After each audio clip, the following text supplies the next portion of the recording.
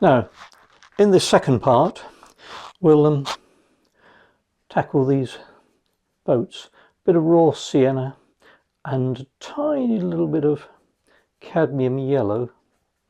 Let's just get the sunny side of this boat, which was quite a sort of a light colour. Darker there and then light. Now just while that's drying, we'll tackle the shaded side of this boat. So let's have some cerulean and alizarin crimson to make a slightly different grey. Any blue really with any orangey red will give you a grey. I think it's important just to keep varying them a bit.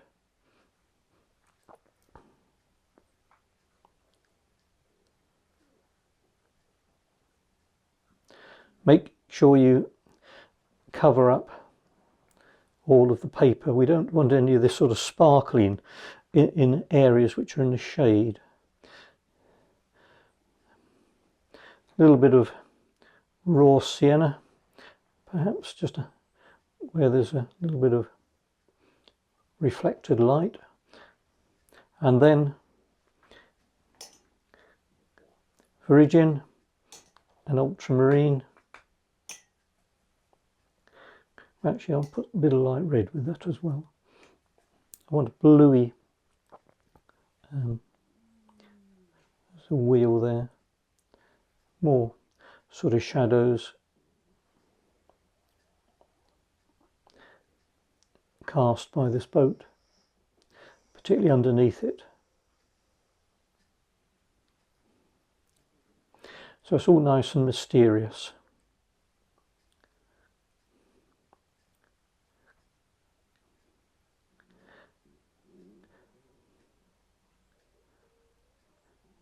Fill up those little bits. And some real stiff paint, burnt umber, and perhaps some bit of even Payne's grey. Just give me that tire there.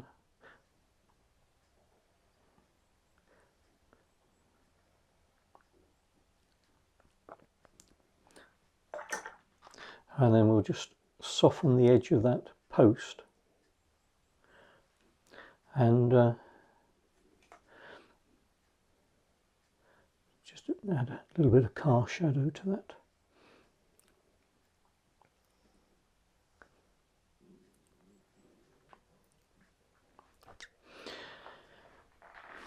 Now that should be dry now, so let's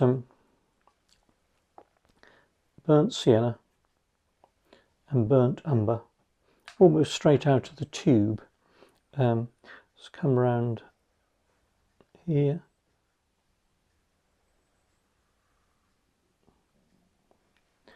And then raw umber when I get round the corner where the sun is catching it.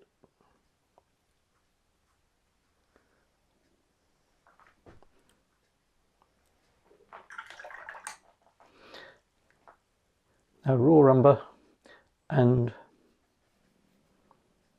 cobalt violet.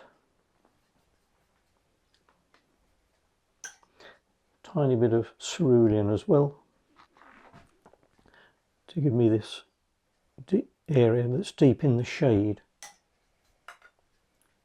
Put a bit of cobalt as well with it now.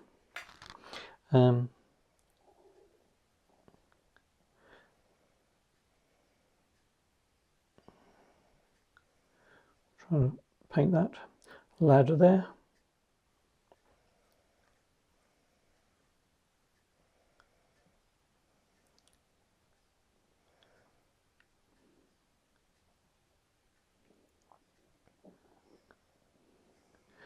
Made a very good job of that. Too many strokes.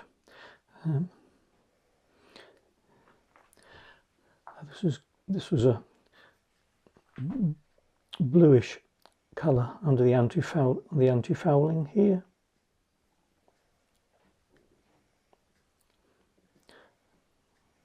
And on the fin.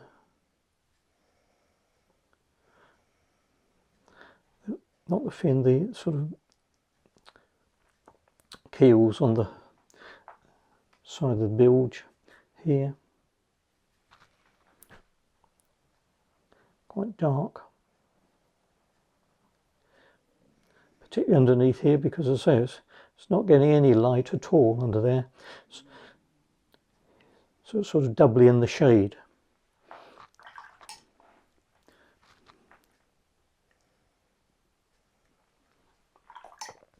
And then we will need to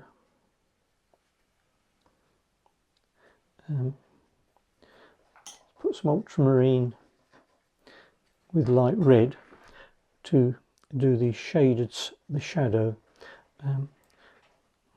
Now this shadow is quite useful here because it will pick out this post as we do it both sides of the post, all deep in the shade there.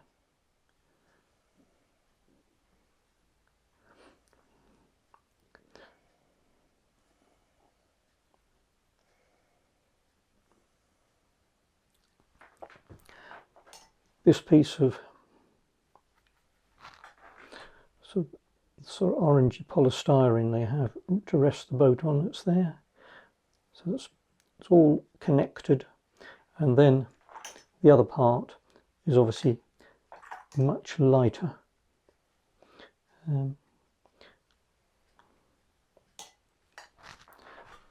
See if we can just save a little bit of light on the top edge.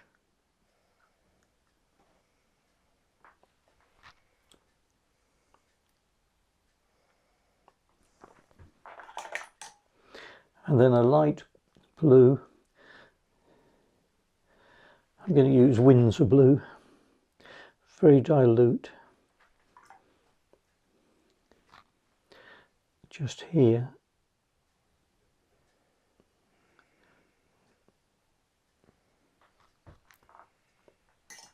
And a bit of cobalt with that, and light red to give me the shaded side. Put a little bit more cobalt with it. Could do with stopping now, but to clean the palette.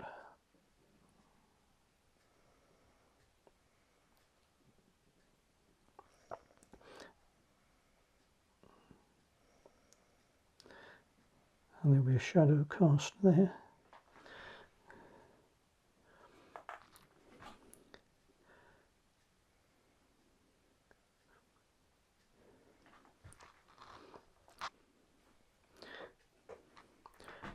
Tiny little bit of lip here and here. Right, we'll just let that dry for a few moments while we clean the palette, a long overdue clean of the palette.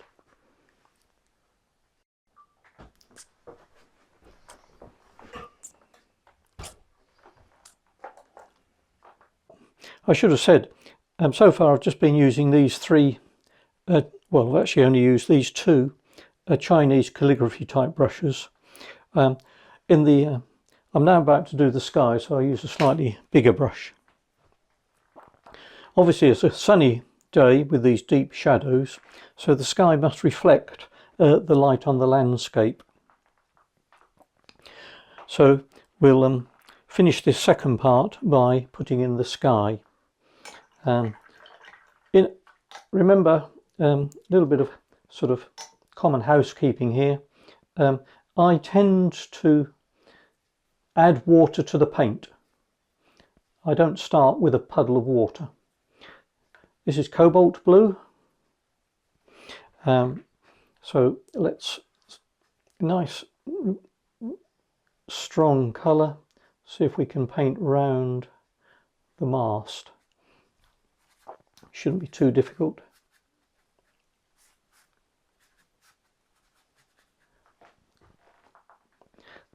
Tiny bit more water with it to make it slightly weaker there.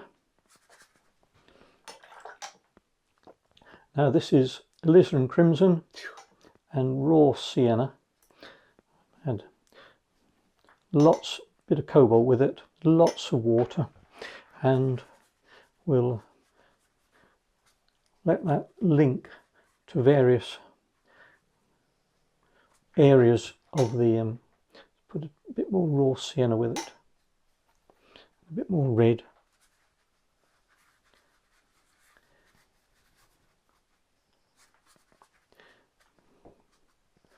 Nice lively sky.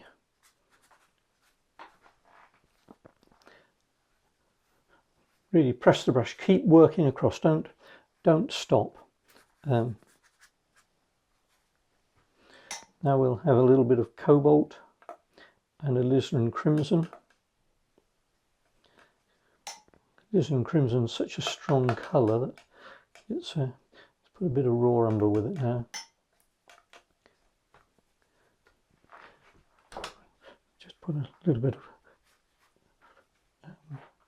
shadow underneath some of these clouds.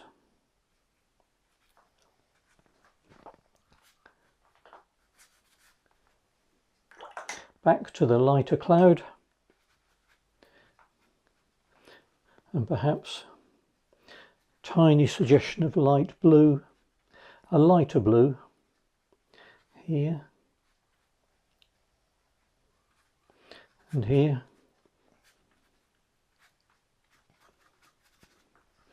And then some small light clouds. Don't forget to connect them vertically as well as horizontally. We can go over that sail there that's furled around the boom. A little bit of shadow underneath these clouds.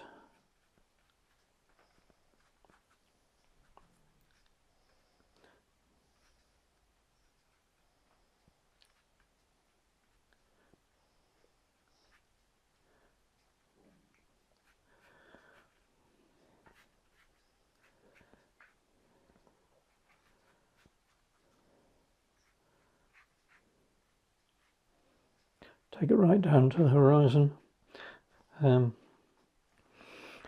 then stop. Don't go back. Live with what you've got. Start at the top and keep working down.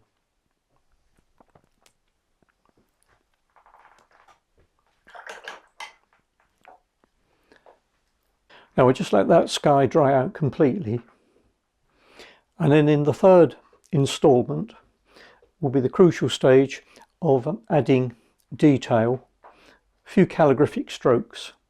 In many ways, just to explain a little bit more about what's going on, but the yachtsmen amongst you will have to be careful that you only paint what you can see and not what you know to be there. If you paint too much about what you know to be there, despite the fact whether you can see it or not, frankly, it just won't look like what you're looking at.